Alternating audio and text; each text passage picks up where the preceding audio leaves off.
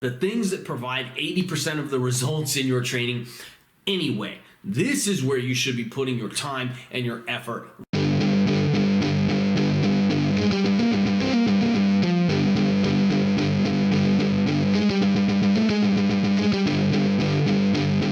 What's up, guys? Alec here, and today I want to talk about how to make the most of your training when training really has to be put on the back burner for a period of time. So you're going through a really busy time period at work, or just due to life circumstances, or whatever else that it happens to be, but just things in your life that make it so that you don't really have very much time or energy left over at all to put into your training.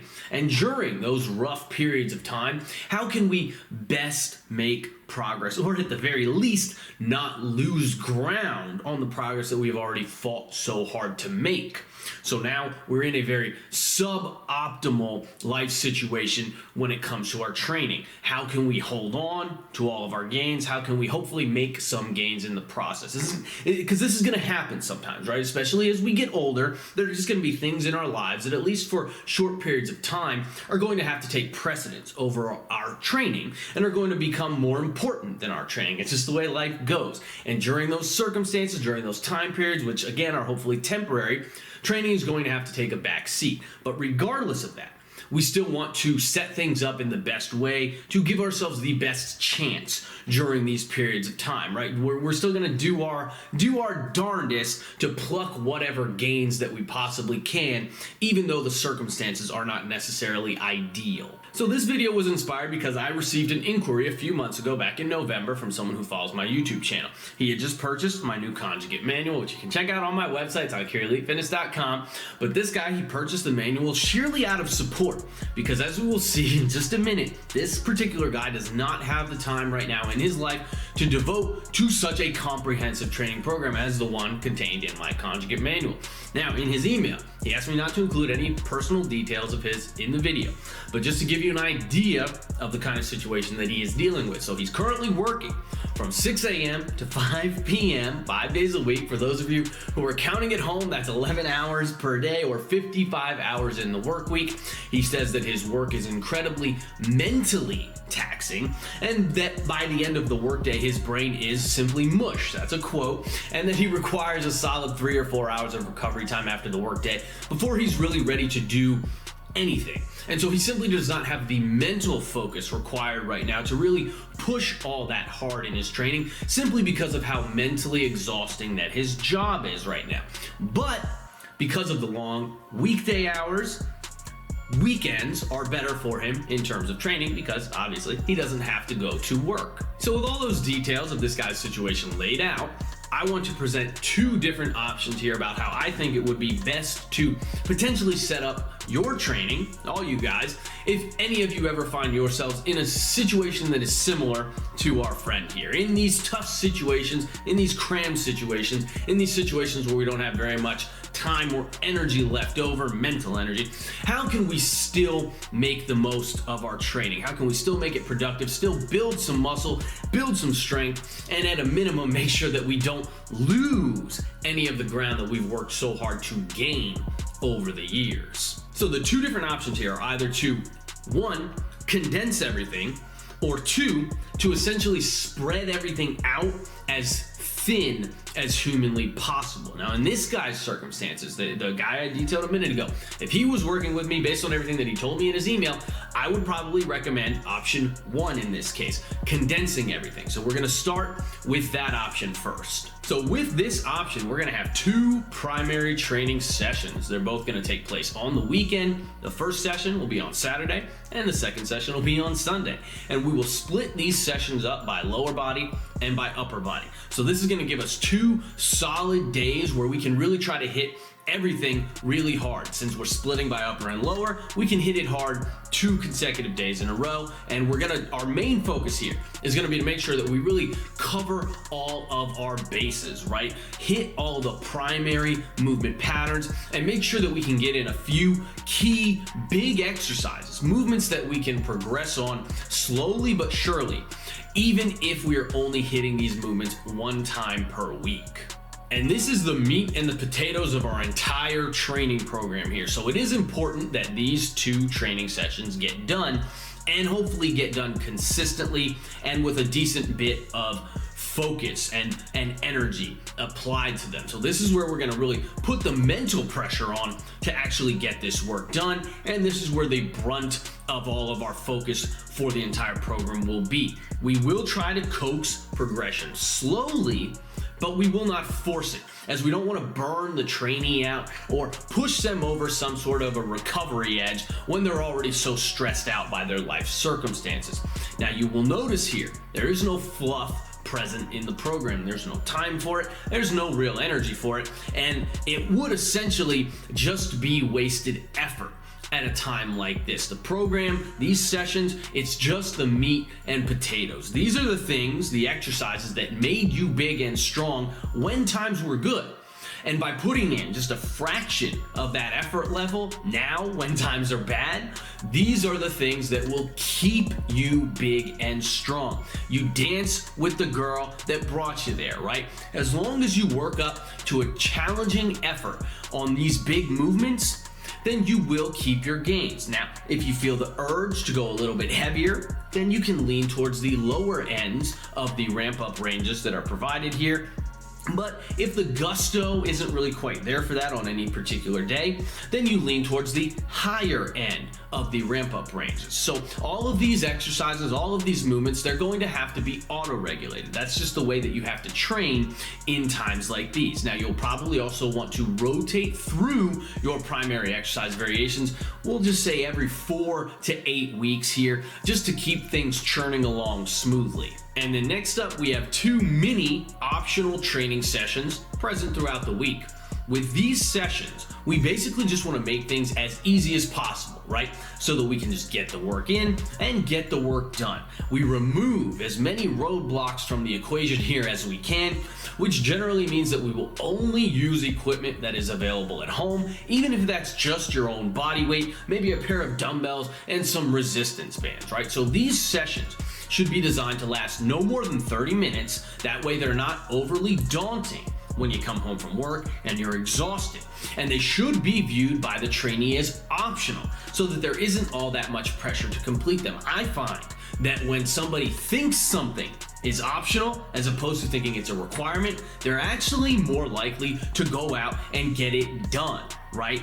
So getting the work in here, it's great, right? But it should not be viewed as mandatory, because again, the last thing we really want to do here is add guilt on top of all of that mental and psychological stress that's already going on in this person's life, as that's simply going to create negative associations with the physical activity. Those 2 big sessions that we're getting in over the weekend, they're gonna help, they're gonna make it so that you keep your gains. If you get these sessions in, it's really just gravy, it's really just a cherry on top, right? And since we don't know how consistently that these training sessions will actually be performed, the recommendations and the progressions do have to be left somewhat open-ended, but that's really just a part of the deal with a situation like this. So that covers the condensed method, and then next up is the spread it thin method.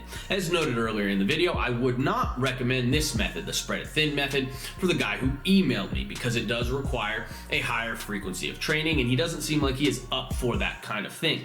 But for some people, what I am about to discuss will probably suit their personalities better than the condensed method if they do ever find themselves in similar circumstances that we've been talking about here in the future, especially if you happen to own a home gym, which does make this method much more viable, because again, the frequency is high, but the volume and the duration of each training session are very low in order to compensate for that. So this method is essentially the same as the 1 lift a day program that I discussed on my channel several years ago.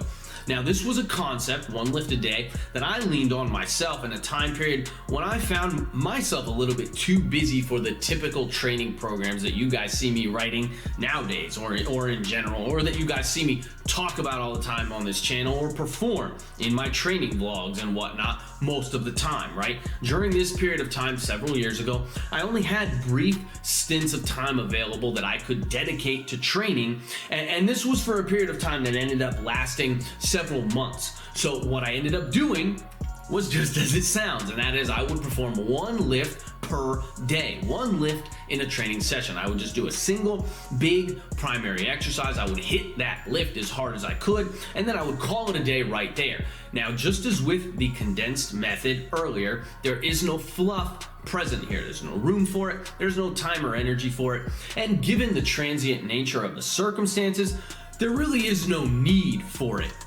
Excuse me.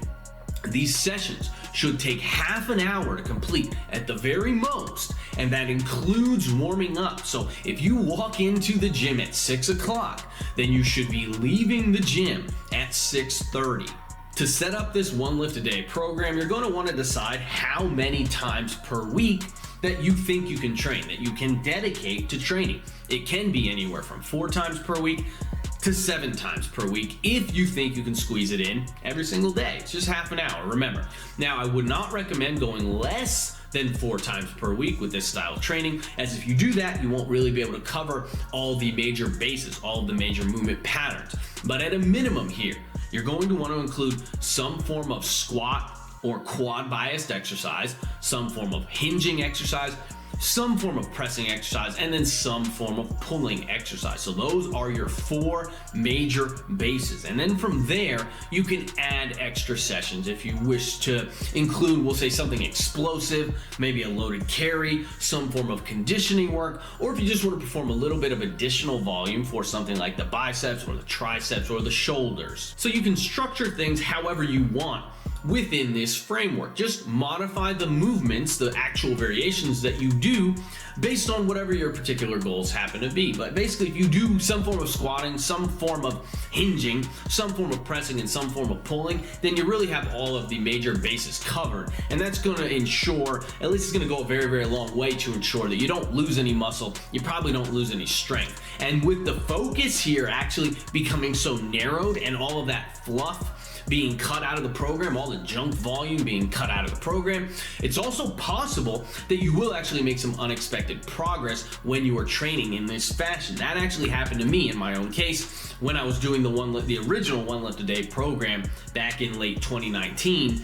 I actually had really productive training during that period of several months, and I improved several of my lifts much more than I thought I would be able to. So there you go, guys. 2 different ways that you can set up your training when life or work or whatever is keeping you out of the gym and the circumstances for your training are not exactly ideal, are far, far from ideal, right? And you can tweak these frameworks however you want, however you best see fit, based on the details and specifications of your own circumstances and based on whatever your personality is and whatever your goals are, right? The most important thing to remember, no matter which option you choose, really cut out the fluff and focus on the fundamentals, guys. This is the time to let the big basics shine through and do their job. You have a limited amount of time and a limited amount of energy, so spend that time and energy on the things that are absolutely the most productive, the things that provide 80% of the results in your training anyway. This is where you should be putting your time and your effort right now. And obviously, neither of the options presented here are ideal. We can't work on weak points. We can't fill in any of the gaps or the holes in the program. The volume can't be all that high. So progress is going to be capped, but that just is what it is, man. We're making the best of a bad situation, and I think that these 2 options presented here are the best way to make the best of these shitty types of situations that you may be presented with at some point in your training career. So it's a stopgap, but you need these sorts of cards in your deck to be able to play when the hand that you are dealt is just really kind of shitty in general. So if you find yourself pressed for time right now or low on energy due to your life circumstances or due to work or due to anything else, give these 2 options a try, whichever one appeals to you more, and hopefully you will be able to make better progress during these shitty periods of time than what you thought was possible. I know that these concepts have helped me greatly in the past, and so I hope that they can help you guys as well. Anyway, that's all I got for today, guys. If you found this video informative or you simply enjoy my content in general, then please remember to hit the like button before you leave and leave me a friendly comment down below as well. The engagement is really helpful for my channel, and if you'd like to support the production of more informative content like this directly, then please consider checking out my website and picking out picking up a copy of one of my training programs. It's www.uncarryelitefitness.com. I've received reports of immense gains from those templates over the last several years, so grab one up for yourself and hop on that gains train, baby. Anyway, it's all I got for today, guys. Keep training hard, and I will catch you guys next time.